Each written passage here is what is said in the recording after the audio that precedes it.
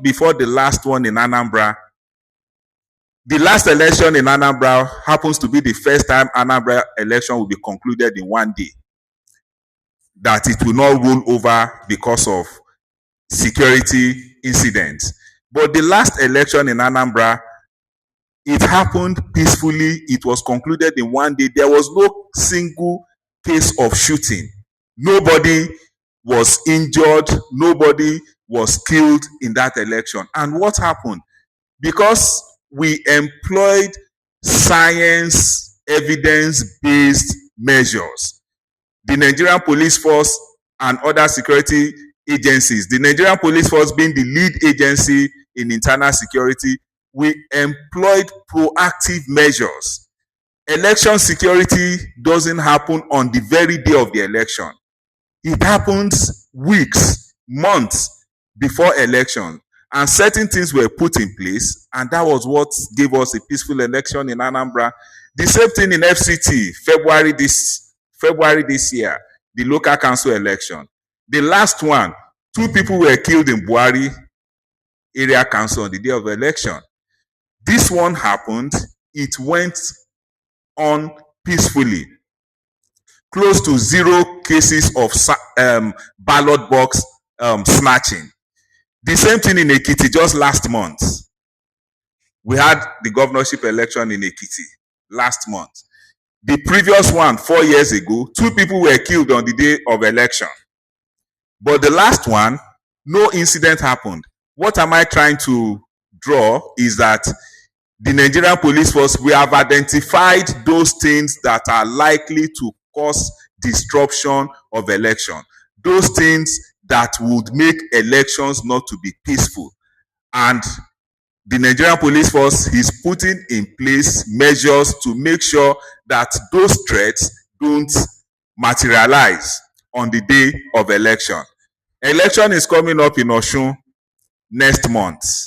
Of course, there is a lot of agitation. We have all been seeing or reading what is happening in Osun.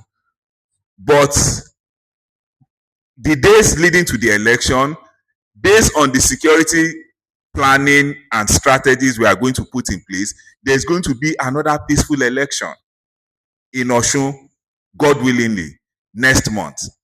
Then moving to the general elections in 2027, that is next year. Adequate security, adequate measures will be put in place. And one thing I want to urge us all is to encourage as many people as possible to come out to vote. Look at the number of registered voters. Compare it with the voter turnout on the day of election. Hardly have we been recording up to 30%. So why are people not coming to vote? We have done our own research. And people not coming out to vote has nothing to do with insecurity. Because on the day of election, you see more people that are not voting. And the people that are not voting are more than people that are voting at the polling units. You will see more people playing football, playing on the streets on the day of election. So the question is, why are these people not going to cast their vote on the day of election? What are the things that are needed to be done to make sure that we have more citizens participation during election? All this goes beyond security agencies. We, as the security agencies, we have determined that we will ensure that peaceful atmosphere will be put in place. So we are urging stakeholders to please also help to ensure that we have more people coming out to vote on the election.